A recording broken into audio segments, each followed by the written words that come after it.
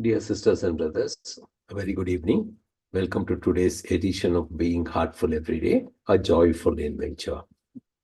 This program is being conducted to commemorate the 125th birth anniversary of Alleviate Babuji Maharaj. We are in week 21 of this program on day 145.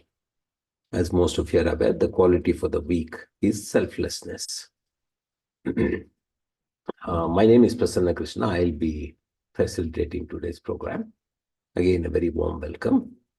Before we start the session, a very sincere and humble request to all that we should share master classes by Ravi Daji to our friends and family circles so that they could learn about heartfulness and start doing the practice. So let's try to identify people who have not heard of heartfulness or not practicing them and forward masterclasses by Daji to them. Also, this program being Heartful Every Day, this is for people who are already practicing heartfulness. So let's circulate this link to everybody in this, everybody who has been practicing heartfulness but has not been attending this program. So let's start the program. Now, the inspirational reading for today is Yama. This is basically an article by Daji where he talks about how Yama is important and how heartfulness as a system can help us achieve these 5 components of Yama: Asteya, Satya, Ahimsa, Brahmacharya, and Aparigraha. So we had completed 3 of them. We have completed Ahimsa, Satya, and Asteya. Let's move on to Brahmacharya. Moderation of senses, Brahmacharya. Brahmacharya has been narrowly understood to mean celibacy, whereas it really means a state of moderation across all of his faculties. The term Brahman means to dwell. So one who dwells in Brahman is aptly called Brahmacharya. To pretend to be a Brahmacharya by imposing rules from outside is like putting the cart before the horse. It's artificial. We achieve moderation as a result of purifying the inner condition through the heartfulness way and bringing a state of balance and moderation. When we dwell in that state, all our actions and thoughts naturally have the quality of Brahman.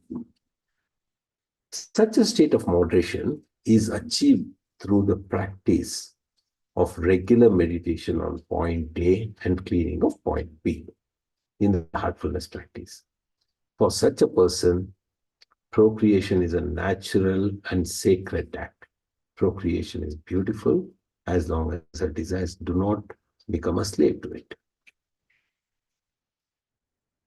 Attitude, this is the 5th component of Yama, which is the attitude of non-possessiveness towards worldly things. Aparigraha. The 5th Yama is non-possessiveness. It is the culmination of the other 4: love, truthfulness, honesty, and moderation. We start to exist as if we are in the world, but not of the world, like a lotus. It simply means that even if you have something in you, you are not possessed by it or affected by either its presence or its absence. Imagine the arrogance and pride of a sannyasi who seems to have renounced all desires and possessions, but is proud of his renunciation. He may have renounced, but he possesses a lot of pride and arrogance.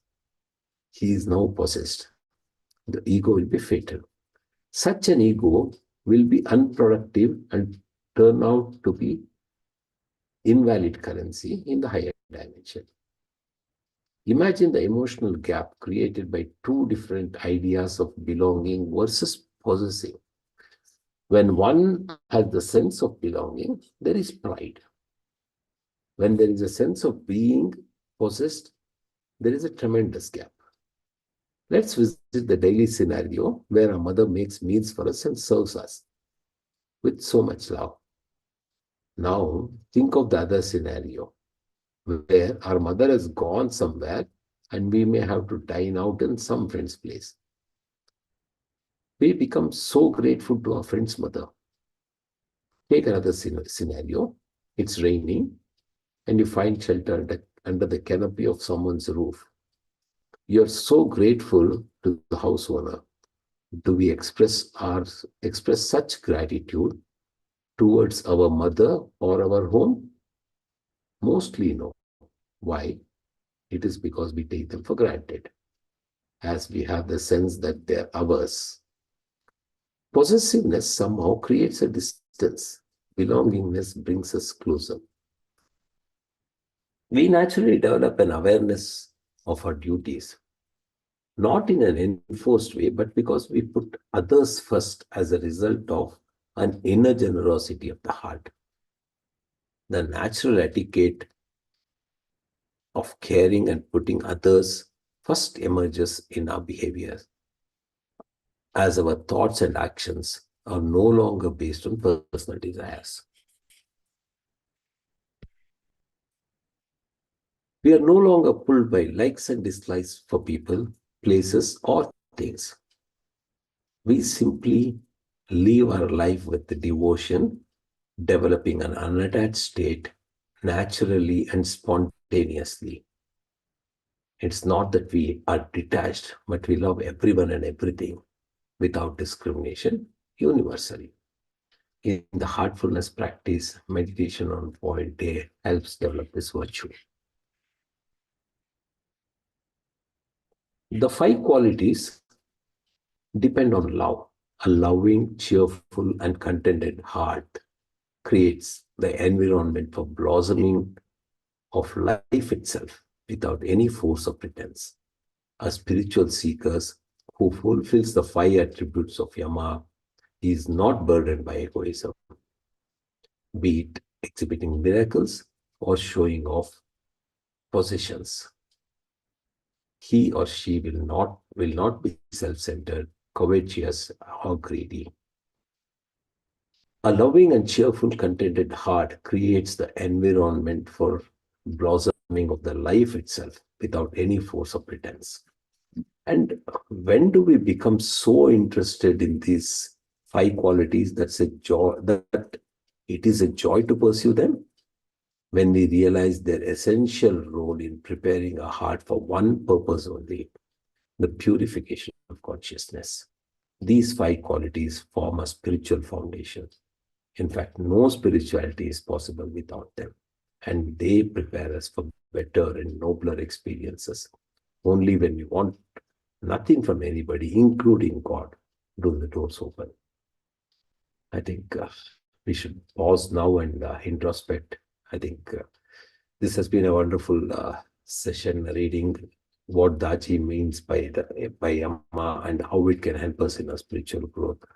Let's spend some time introspecting what we have just read. And at 9 o'clock, let's sit for our meditation, our universal prayer, followed by meditation with Daji. Today being Friday, there'll be a meditation session with Daji. So let's introspect on what we just discussed.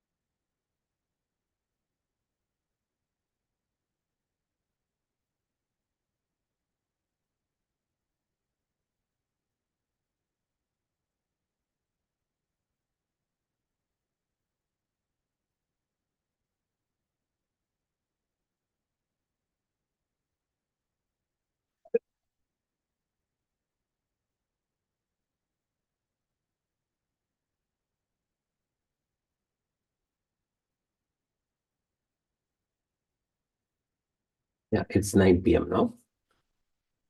Let's start a universal prayer. Let us all sit comfortably and gently close our eyes. Let's try to get into a very prayerful attitude and start a prayer that all brothers and sisters are being filled with love and devotion, and real faith is growing stronger in them. As we have been discussing, these words are extremely potent and pregnant with meaning. But if they are not accompanied by this attitude of our feeling that everybody in this world are my brothers and sisters and they are being filled with love and devotion, and real faith is growing stronger in them, that attitude can make this prayer extremely, extremely effective. So let's focus on the prayer and the attitude with which we pray. हम आराम से बैठेंगे और सभी और गहरी प्रार्थना भाव में डूब जाएंगे और ये प्रार्थना करेंगे कि सभी भाई बहन प्रेम और भक्ति से भर रहे हैं और उनमें सच्ची श्रद्धा दृढ़ होती जा रही है। जैसे हम बात कर पिछले 2-3 दिन से बात कर रहे हैं, इन शब्दों में तो बहुत बहुत गहरा अर्थ है, पर उसको हम अगर सच्ची प्रार्थना में बदलना है तो अपना जो भाव है ना, वो बहुत बहुत इंपॉर्टेंट है। हम गहरी भाव अपना हृदय में पूरा गहरी भाव भर के ये प्रार्थना करना है कि सभी भाई बहन प्रेम और भक्ति से भर रहे हैं और उनमें सच्ची श्रद्धा दृढ़ होती जा रही है। Let's continue our meditation for about 8-9 minutes. After that, I'll request all of us to get into a meditation, continue our prayers for about 8-9 minutes. After that, I'll request all of us to go into meditation. Let's sit till 9:30 today. Let's all sit till 9:30 today because Daji is going to give us all a sitting till 9:30.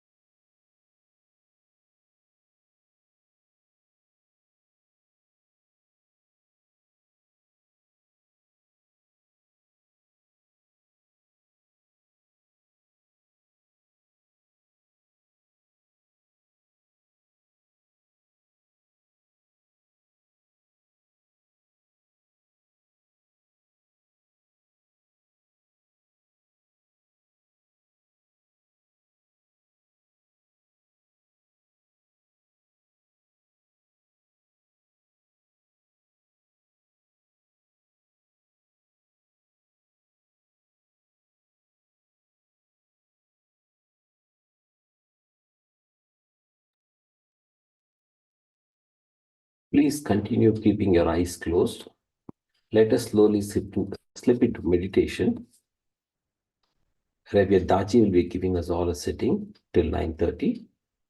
Let's assume that the entire universe, all brothers and sisters in this universe are also participating in the sitting.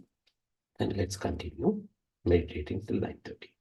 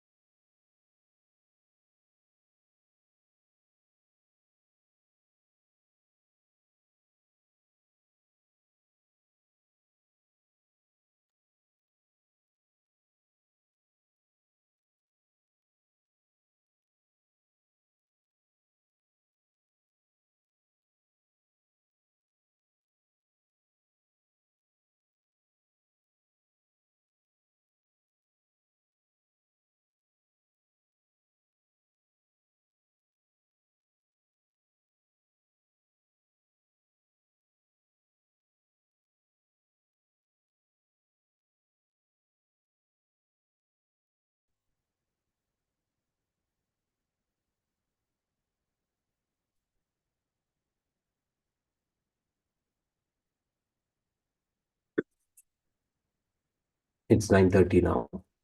Those of us who'd like to continue our meditation, we can continue our meditation for a little while.